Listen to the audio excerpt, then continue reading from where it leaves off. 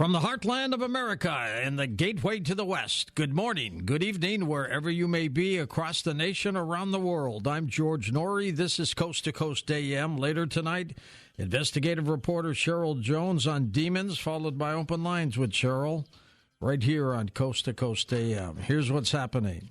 Israel and Hamas have struck a last-minute agreement to extend their ceasefire for another day, while mediators pressed on with talks to extend the truce further to free more hostages and let aid reach Gaza. The truth has halted bombing and allowed some humanitarian aid into Gaza after much of the coastal territory of 2.3 million people was reduced to wasteland in an Israeli campaign in retaliation for a deadly rampage by Hamas militants on October 7th.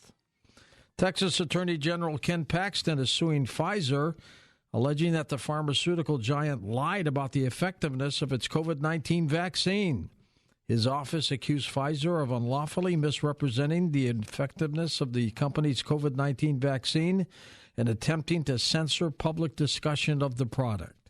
His office said Pfizer's claim that the vaccine possessed 95% efficacy against infection was highly misleading. Heart disease kills more in the U.S. than any other cause of death, yet many Americans are not aware of one major genetic risk factor. Lipoprotein is a protein that can greatly increase the chances of a heart attack when it's present in high levels in the blood. Christian Wild, author of myheartbook.com and Hidden Causes of Heart Attack and Stroke, is with us. Christian, this is serious. I didn't realize it was that serious. It's very serious. As a matter of fact, in my book, Hidden Causes of Heart Attack and Stroke, that you introduced many, many years ago, I went in looking since I heard from you, and there's a full chapter on Lp(a), and it's mentioned 20 times throughout the book. It is and has been overlooked. Everybody's concerned about their cholesterol, and the doctor says, we're going to check your cholesterol.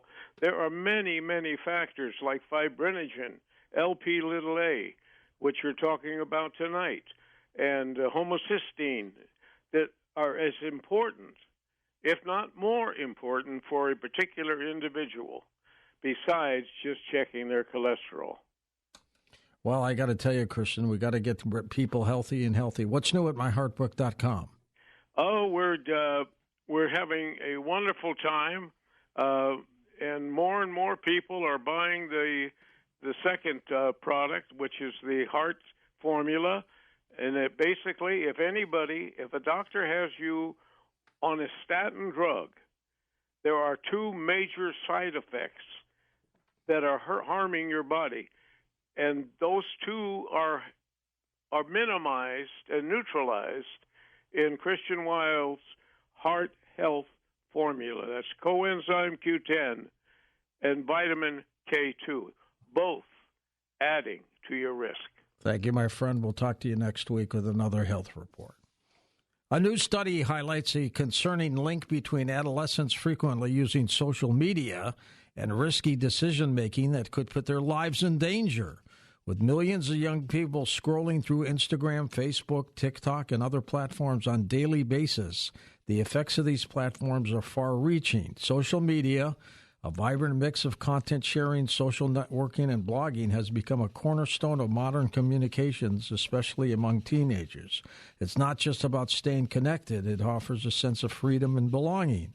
But the World Health Organization even recognizes its power in promoting health, noting that its role in fostering healthy lifestyles, accessibility to health information, and emotional support. But you got to be careful with this new study linking adolescents using frequently used social media and risky decision-making that could put their lives in danger.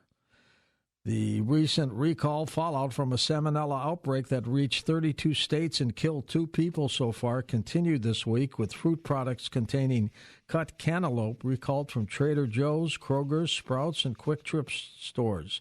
Here's food safety coach Jeff Nelkin. Jeff, these things never end, do they?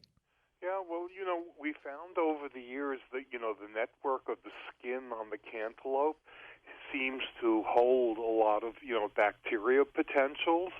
And then it becomes important about handling of the cantaloupe, because if there's bacteria on the outside of of the fruit, and you're not washing it or dipping it into 165-degree water for like 30 seconds, when you take your knife, you're cutting through and you're dragging all the bacteria that's on the outside. You're now dragging it into the fruit.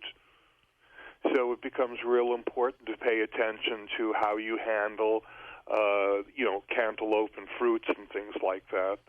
And, you're going to hear more and more even about listeria related to, some of the fruit, and you need to start paying attention to the sources so that if you think you have any of these fruits, in your home, that you can call the company, and they, will have resources, consumer desks to help you identify if you have that product, in your home.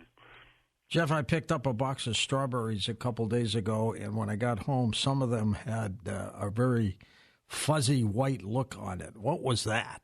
Usually the fuzzy look is, mold, a lot of times, like berries, for example, in the refrigerator, because of air that's flowing in the refrigerator, the mold starts to, build out. That's why it's real important, to wash the fruits and get rid of that fuzzy material. All right, my friend. Jeff Nelkin, foodsafetycoach.com. The mystery of alien skeletons found in Mexico, presented to the world earlier this year, have apparently had their DNA tested, and it apparently confirms that they are not human. So it says. The world was shocked and baffled in equal measures when two miniature corpses were unveiled by controversial journalist Jaime Maussan, who's been on the program before. He claimed that they were century-old alien corpses found in Peru, and that the latter country started legal proceedings against him for apparently stealing them from the country, which he denies.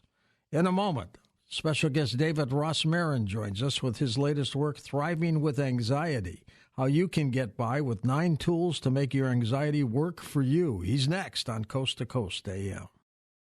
And welcome back to Coast.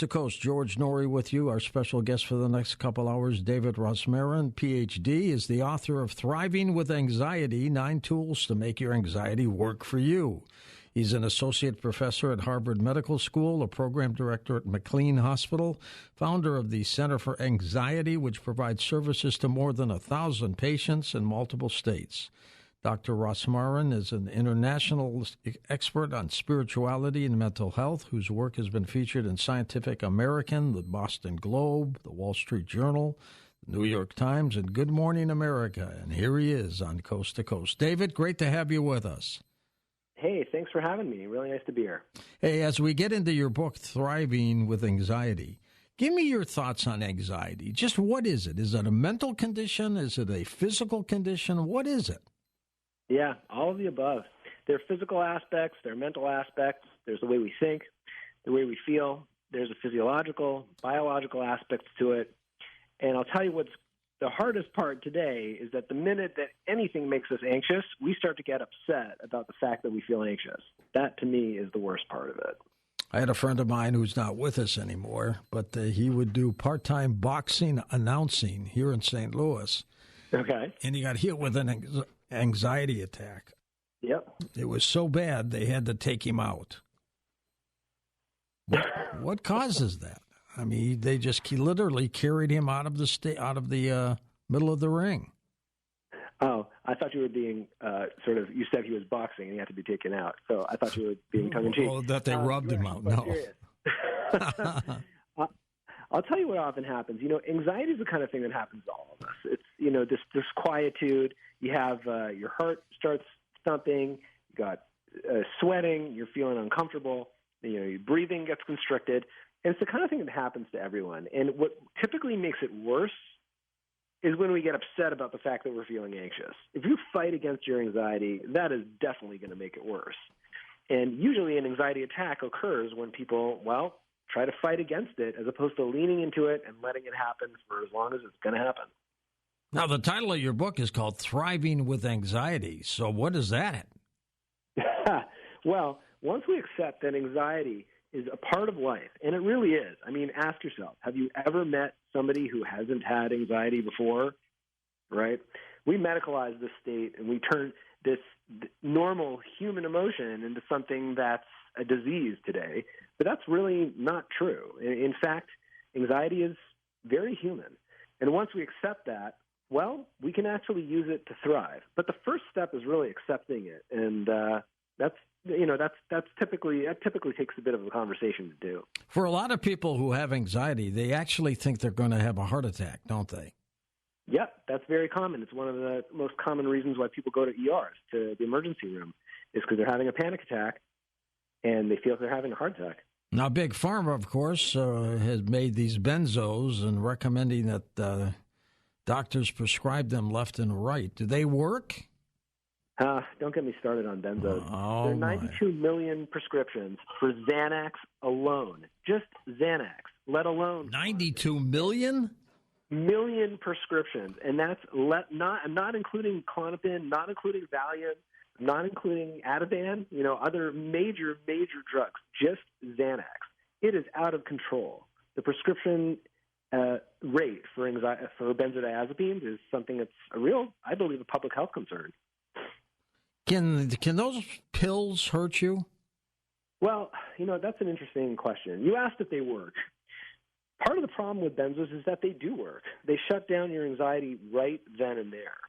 But the problem is when you do that, you really teach your body that you're unable to handle anxiety. And the next time anxiety strikes, and it will because, well, you're human, it's going to typically come back with a vengeance. Well, now, when we talk about anxiety itself, what makes it does it creep up on you, or do you wake up in the morning and you're uptight? How does that come along? Everyone's different. I mean, some people wake up in the morning, they feel all of a sudden super anxious. Some people wake up in the middle of the night with panic attacks. They're called nocturnal panic attacks. Other people, it's a low-grade anxiety throughout the day. And still other people, they're not typically that anxious, but when they hit a stressful period in life, that's when it starts to hit them. We're with David Rosmarin. David, let's talk a little bit about one of my favorite comedians who's not with us anymore, Robin Williams. Sure. He suffered from depression. Nobody knew that, except he and his wife, of course. And then he ended up hanging himself. And apparently he had what is called Lewy bodies disease, which is an effect of your brain. But, I mean, what happened to the poor guy? Well, firstly, it's very common for comedians in particular to have high levels of anxiety and depression. There are plenty of comedians who have come to our Center for Anxiety offices over the years. Really? And, it's almost uncanny. One of the reasons is because to be a really solid comedian, you got to be on your toes. You have to be alert. You have to have your adrenaline's got to be pumping. You need your fight or flight system in order to guide you. I mean, Robin Williams was a master of improv. He used to make up things on the spot, on the fly, without even, catching a breath. Like the joke was out of his mouth before he even processed it. He may have been one of the best. Really one of the world's most incredible comedians of all time. And you can't have that level of performance as a comedian without some level of distress.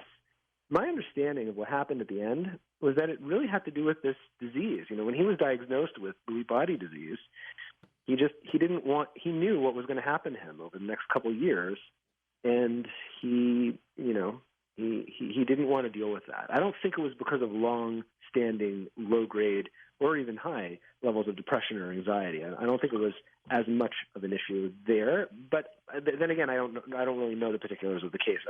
I wasn't there. I don't know him personally. Whereabouts in the brain does all this happen? That's a good question. Well, it's not only in the brain. In fact, anxiety is mediated in many ways by the adrenal glands, your adrenal glands, which release adrenaline into the bloodstream. Right. Those are these little glands, and they're perched on top of your kidneys.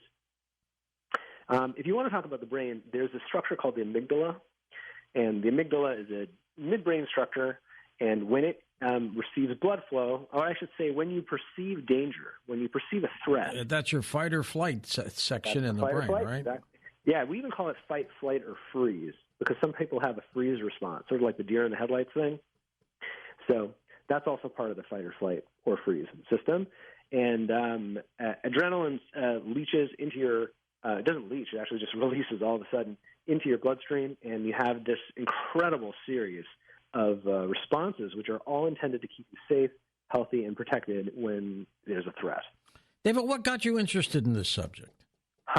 Well, I've definitely had my share of anxiety myself, as all humans, and maybe a little bit more, living in the Northeast and, being very focused on productivity. And Harvard Medical School can be a challenging environment, a great environment, but a challenging environment, stressful.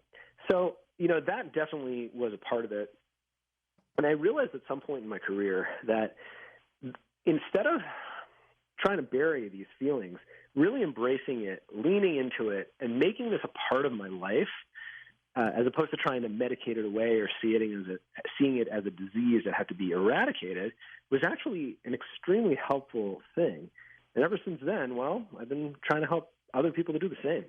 What triggers anxiety? A lot of different factors? Yeah, and it's very different for each person.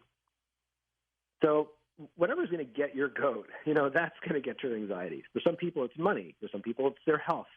For other people, it's relationships. For still other people, they're not worried about any of this stuff. They're worried about climate. They're worried about politics. They're worried about whatever it is. But usually, almost always, people have something that's going to make them anxious. Can you feel it coming on? Yeah, anxiety is very palpable, very clear when you're having it. Your heart rate starts to go, your breathing rate starts to increase. Some people feel a little bit of stomach upset, and that's because of the changes in the digestive system that happen. People feel muscle tension. These are ubiquitous symptoms these days. Is it sometimes what I will call subliminal, where it creeps up on you, but you don't know why? Yeah, I've definitely seen that, and I've also experienced it myself. Where sort of all of a sudden you're feeling super anxious, and it came out of nowhere. The out of the blue experience, that's like panic attacks. Panic attacks often happen out of the blue, so to speak. So yeah, it just certainly can be in some ways subliminal. Yeah, would a panic attack be considered anxiety? I guess it would, sure. Wouldn't it? Sure. A panic attack is very much an example of anxiety. It's a sudden surge of intense anxiety that peaks within about 5 to 10 minutes. And if we don't fight it, it will actually end. If we do fight it, it can last a lot longer. What do you mean by fight it?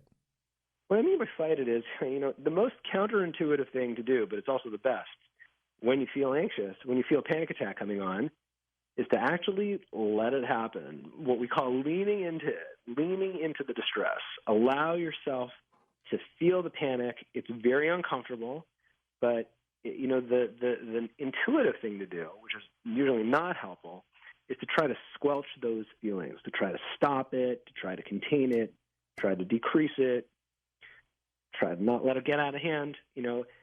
That's the opposite of what I'm suggesting, which is letting it ride, just letting it happen.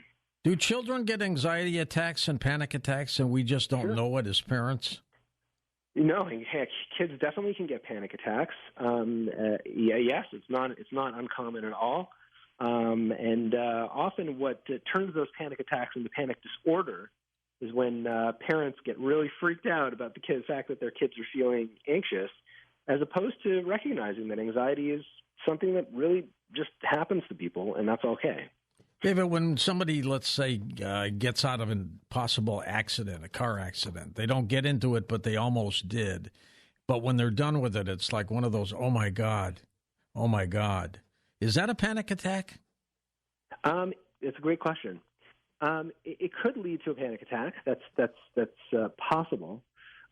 Sometimes people have during a stressor, like almost a near miss, like you said, near miss accident, or they're going through a really difficult time. They're actually able to maintain focus. They're able to, maintain a mental set. They're able to stop the anxiety from getting out of control, so to speak. And then all of a sudden, when the stressor is over, that's when it hits. So we've definitely seen that plenty in the clinic.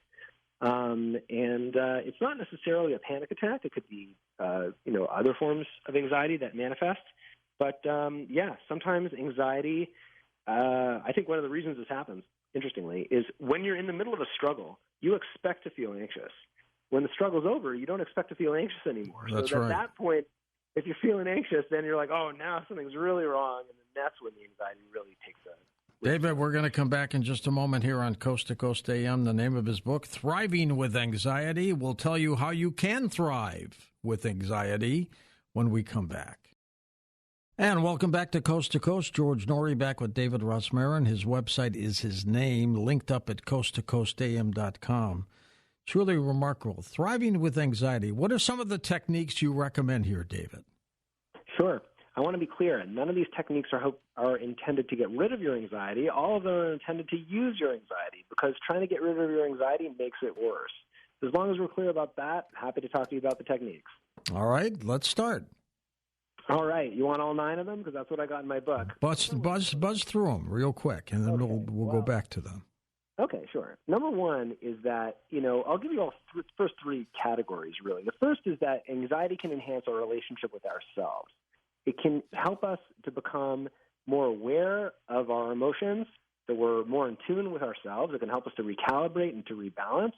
It can help us to also become more resilient, because I think everybody agrees that, especially kids today and teens and young adults, it's tough in terms of resilience. We're definitely not teaching youth of America to be resilient, and anxiety can help us to do that by enabling us to become more strong, more emotionally fit, more emotionally able to handle difficulties in our lives by facing our fears and pushing through them. So that's the first area, that it can enhance our relationship with ourselves.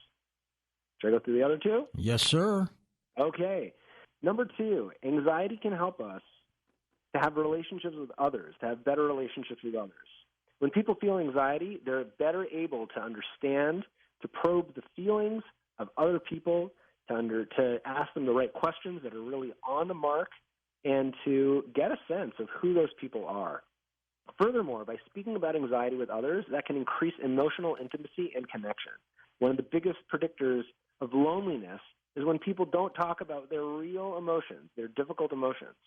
And along those lines, when we have anxiety and we use it to understand other people's feelings and to speak about our own concerns with them, well, that can create a lot of human connection. So that's really the second major way. And the third one, which I'm sure you want to hear about, is with regards to spirituality. Now, spirituality has a lot to do with mental health, a lot more than the field of psychiatry has ever really appreciated. And when it comes to anxiety, well, at the core of anxiety is uncertainty, actually our intolerance of uncertainty. If you can't tolerate not knowing what's going to happen next, well, you're going to feel anxious. And part of that means that leaning into anxiety, experiencing it, means we're going to actually address the fact that we don't know a whole lot. There's a lot more about this universe, about this world, that we don't know than what we do know. And part of anxiety, part of the lesson of anxiety, is that we have to get used to not being in control, to not being in the know all the time, and to take a really great dose of humility out of that experience. And when we do, I think that opens us up to spirituality in new and exciting ways. So those are a couple of the musings from my book. David, when it goes away, what makes it go away? Well, I don't know if it ever fully goes away. I think anxiety resolves temporarily for some people at some points in time. But it's going to come back. I mean, the only people that I know who have no anxiety at all are dead. Well, that's intriguing. And maybe we've had anxiety and we don't know what it is. Is that possible? I think that people have had anxiety and it hasn't bothered them that much. I've met people like that. They're resilient. I spoke to a man the other day. He interviewed me on a radio show, and he said, I really don't feel anxious. So I said, let me ask you, were you ever in the military? He said, as a matter of fact, I was. I said, were you ever in combat? He said, sure I was. Did you ever take fire? Yes, I did. Did you ever think your life was threatened? Absolutely. And since he had that experience, he was terrified at that time. But ever since, for the rest of his life, since he created that resilience, since he also spoke about it and connected with others, and since he accepts his uncertainty, when he feels a little bit anxious, it doesn't get out of control. So I have met some people like that. But it's not like he has no anxiety at all. It's just that he doesn't get bothered by it. Does anxiety, David, run the gamut of between men and women? Do men get it more than women, or is it about the same? Great question. Women typically, in America anyway, get anxiety more than men. Why is that? One of the reasons I think women in America are harder on themselves than the guys are. Guys will sort of let themselves go and be like, okay, well, that's just, who I am. And, women, I think, are more discerning in our culture, and they're typically more maybe perfectionistic, and maybe I'm not sure if that's the right word, but trying, aiming to actually achieve, to really move things forward, and more likely to, therefore, be disappointed or upset at themselves when they start to feel anxious. What about outside pressures? Do they make you feel anxious? Yeah, stress can definitely increase anxiety. And it's something that people have to watch. It's actually one of the benefits of anxiety that I speak about in my book, is that when people start to feel really super anxious all the time and what's really happening is stress, well, that's your body's way of telling you have to recalibrate and you got to rebalance. You got to find either new resources or decrease the demands, because chronic stress, that actually can be kind of dangerous. Knowing you were coming on the program, I've had an opportunity to talk to some friends over the last couple of days about anxiety and panic attacks and things like that. And it is truly remarkable how it's different for different people. Some people get it quite often. Some people don't. Sometimes it creeps up on people. Other times it doesn't. It's pretty weird, isn't it? Yeah. I think our emotions are interesting like that. Everybody has their own profile. Nobody's, super predictable. But I will tell you that there are a couple of patterns that we know are quite consistent in America. What might they be? Well, one of them is that younger adults and teenagers today are substantially more likely to be anxious than people in their 30s. And those folks are more likely to be anxious than people in their 40s, and more likely, and those folks are, right, the entire way up, linearly, according to age. If you're, over 60, you're going to have less anxiety typically than people in their 40s, and all the way down. So we are definitely seeing an increase in anxiety over time. That's a very clear result. So somebody who's like 70 to 80, minimal anxiety? Less likely to have significant anxiety. It does happen. You find older adults, of course, who have anxiety, but it's much less likely. When people say to themselves, "Oh my God, I'm having an anxiety attack," what does that mean to them? What can they do? Yeah, what should you do when you're having an anxiety attack? That is a great, great question, and one I get a lot. Well, we've been talking about the importance of not. What we don't do is start trying to stop the anxiety, trying to squelch it, trying to reduce it, trying to just grit it away. What I would encourage people to do is actually let the anxiety wash over you. Allow yourself to experience the anxiety without fighting it. And the reason why is because when you do this, you trigger something called the parasympathetic nervous system. You trigger a parasympathetic response. And that will reduce the anxiety as quickly as possible. Now, you still might be anxious for 5 minutes, maybe even 10 minutes, maybe even 15 minutes. But usually somewhere around then, it tends to die down. And after 30 minutes, 60 minutes, usually it's completely gone. And the next time, it won't be as much. But that only happens if you fully lean into it and just let it it's kind of like, okay, you got me, I'm anxious, I'm just going to lean into this, I'm not going to resist it. Does the anxiety normally come on during the daytime as opposed to nighttime before you go to bed, or when does that happen? Yeah, it depends on the person. And like you said before, anxiety is very unique to each person, to each individual.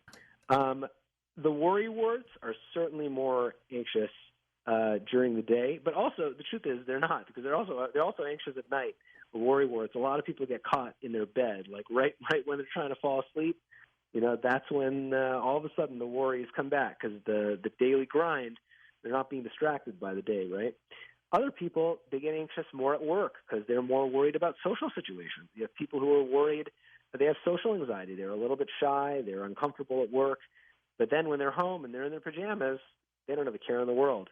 Many people, for this reason, during COVID, during the pandemic, they were actually very happy. You had social anxiety, then you got to sit home and, you didn't have to go to work all day. Do your thing. It's actually a lot easier for some people. So it really depends on what your triggers are and when you face those triggers.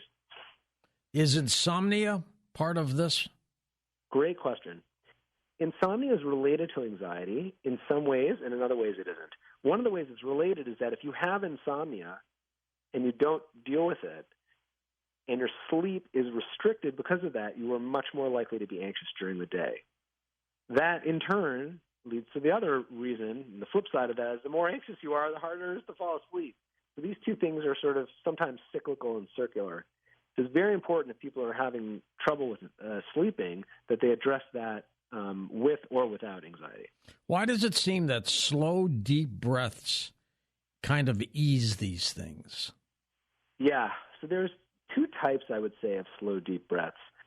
The one is when people are not trying to shut down their anxiety, but they're simply allowing themselves to experience it. And furthermore, they're trying to give themselves a couple minutes without demanding more on themselves, right? They're not going out and pretending everything's fine and just moving ahead with their work. That, I would say, is a great way that deep breathing can help. The other type, though, is like, I really can't feel anxious. I really don't want to feel anything, anxiety, and then those deep breaths are intending on sort of distracting oneself or getting rid of it, and those latter ones are not a great idea. I do a lot of live stage shows, David, and, when you're behind the curtain, you are waiting for the curtain to open up, and you hit that stage, and you go out there in the packed audience and stuff, but I have never, ever, and I'm going to go back to my childhood in a second here, I have never, ever had one of those feelings of anxiety or anxiousness in front of a live stage show, where a lot of people can't handle that. But when I was a little kid, my parents used to have me talking before their families, telling jokes and doing little skits and stuff like that when I was like 6 or 7 years old. And I think that's what helped condition me to get used to a live audience. I think that's a great insight. Did you ever protest against your parents and be like, no, I don't want to do that? Never. I loved it. It was fun. So, in part it was kind of who you are. But I like that your parents brought that out of you and encouraged you to do it, even if it was maybe a little uncomfortable for them or for you. Or there probably weren't, 100% great, awesome moments, right? There were probably some awkward moments. There were some awkward jokes, but I was so young I didn't even know what I was saying. Yeah, but you learned that, okay, you have an awkward moment on stage, then you move on to the next one, and eventually it works out. That's called resilience.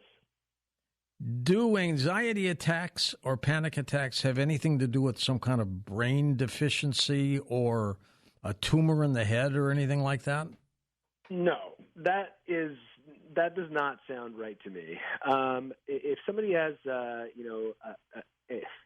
firstly, if people have a tumor in the head, then probably they're going to be having other symptoms aside from panic attacks or high anxiety. Right. It's not impossible, but it's extremely unlikely. I can't remember a single case that I've seen, out of literally more than 10,000 patients coming to my office, that we could attribute anxiety to a clear, neural condition. What do you recommend that somebody do who might have anxiety or stress? Yeah, I think it's important to talk about it with other people. If that person's a therapist, great. If it's a spouse, a loved one, a romantic partner, fantastic. If it's a friend, that's awesome too. But it's important to actually have a real conversation with a real live person, ideally in person, not just over the phone and, not just over a pixelated Zoom image or whatever, but an actual in-person conversation about how you're feeling. That's one of the keys that anxiety can unlock, in fact, is to increase our connection with others.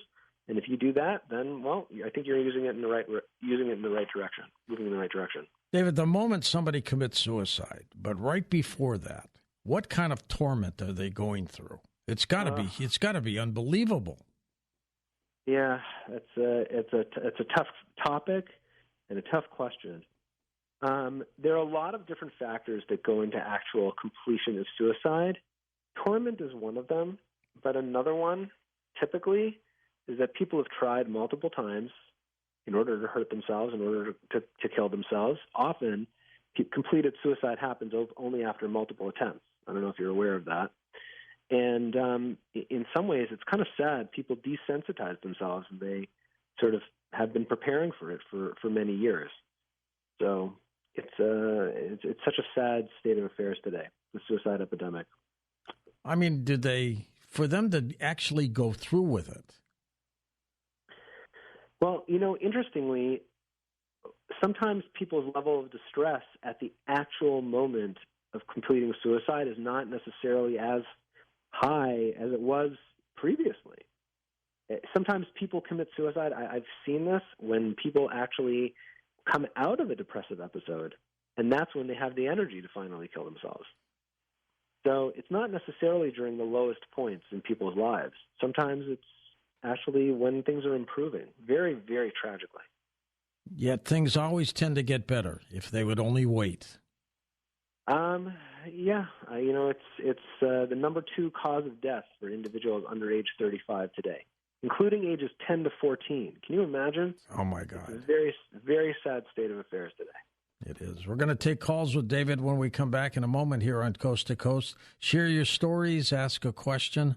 Where do you get your book, Thriving with Anxiety? Anywhere the books are sold. It's on Audible as well, so people can get the audiobook, Kindle, of course, Amazon, and any bookstore. What's been the reaction to it, David? Well, very positive, and somewhat surprisingly, because I'm really, coming up against, you mentioned the pharmaceutical industry beforehand. I haven't had a lot of pushback, surprisingly.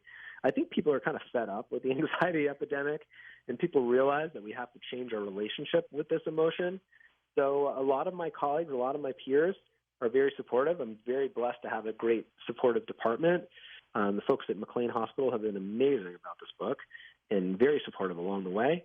And so far, it seems to be resonating with audiences. I think people like the refreshing perspective that anxiety is not necessarily a disease or something that we have to get rid of. It's something that we can learn to use. All right, my friend, we're going to get phone calls with you when we come right back on Coast to Coast AM.